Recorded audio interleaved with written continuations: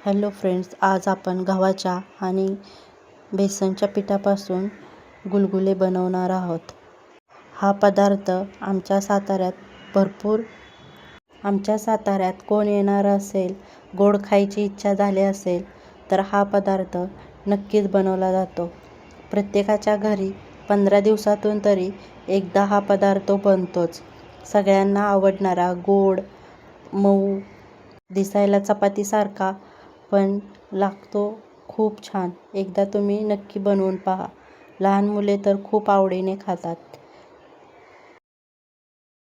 चला तर मग आपण तो बनवायचा कसा ते बघूया.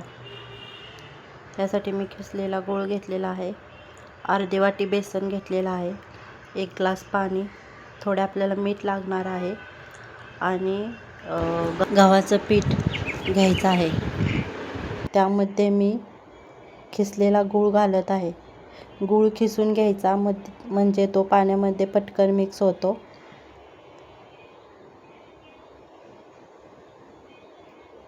मी पूर्ण गूळ पाण्यामध्ये टाकून घेतला आहे. त्यानंतर मी थोडेसे चिमूटभर मीठ टाकणार आहे. एकदम थोडेसे किंचितसे चव येण्यासाठी मी मीठ वापरत आहे. मिठाचा जास्त प्रमाणात वापर करू नका, नाही तर खारट लागेल. मी पाण्यामध्ये चांगला गूळ मिक्स करून घेत आहे. पूर्णपणे विरघळून घ्या पाण्यामध्ये.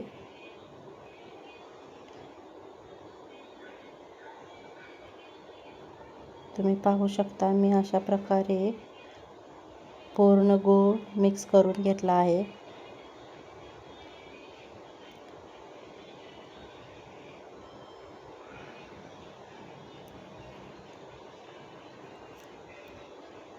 पाण्याचा वापर कमी करा, नंतर लागले तर पाणी ॲड करू शकता.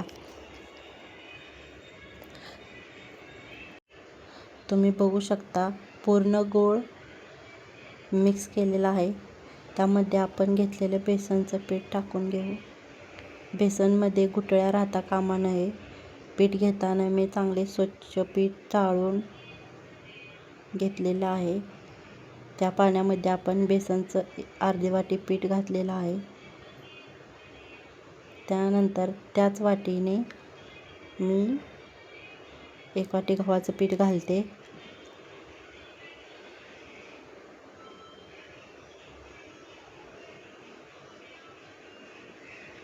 जास्त पातळ होत असेल तर तुम्ही गव्हाचं पीठ ॲड करू शकता.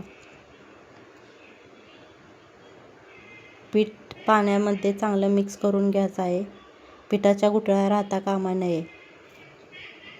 मिक्स करा. तुमच्याकडे हा पदार्थ बनवतात का? कमेंटमध्ये नक्की सांगा. आणि या पदार्थाला तुमच्याकडे काय बोलतात तेही सांगा.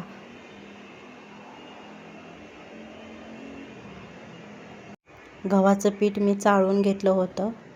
बेसनचं पण पीठ चाळून घ्या स्वच्छ.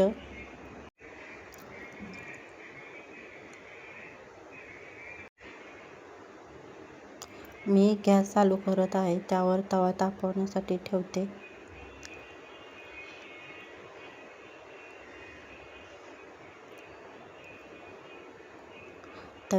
तवा चांगला तापला आहे. त्यानंतर आपण त्याला तेल लावून घेऊ. गॅसची फ्लेम मीडियम ठेवा. तवा तापल्यानंतर आपल्याला त्यात बॅटर टाकायचे आहे. त्यावेळेस फ्लेम वाढवा. आपण तयार केलेले बॅटर यामध्ये टाका. आपण बेसनची पोळी बनवतो त्याप्रमाणे तुम्ही ते पसरू शकता. हे पहा, अबदार पसरायचं आहे. डोशाचं पीठ पसरतो त्याप्रमाणे.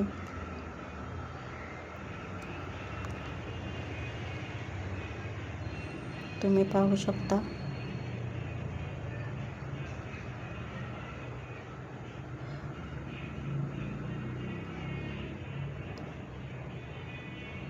त्यानंतर आपण त्याच्या कडेला थोडे तेल सोडणार आहोत.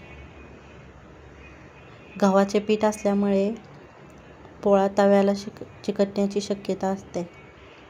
तेल सोडल्यामुळे तो जरा खुसखुशीत होतो. आपण तो पलटी करून घेऊया. तुम्ही पाहू शकता अशा प्रकारे त्याला खरपूस भाजून घ्या.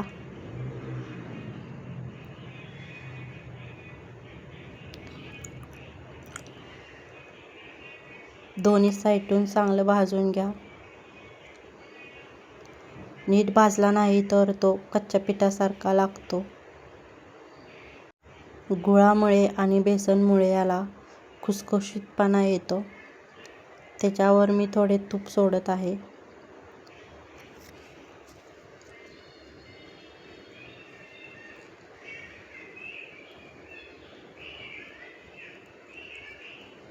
तुम्ही बघू शकता आपले गुलगुले किती छान झाले आहे.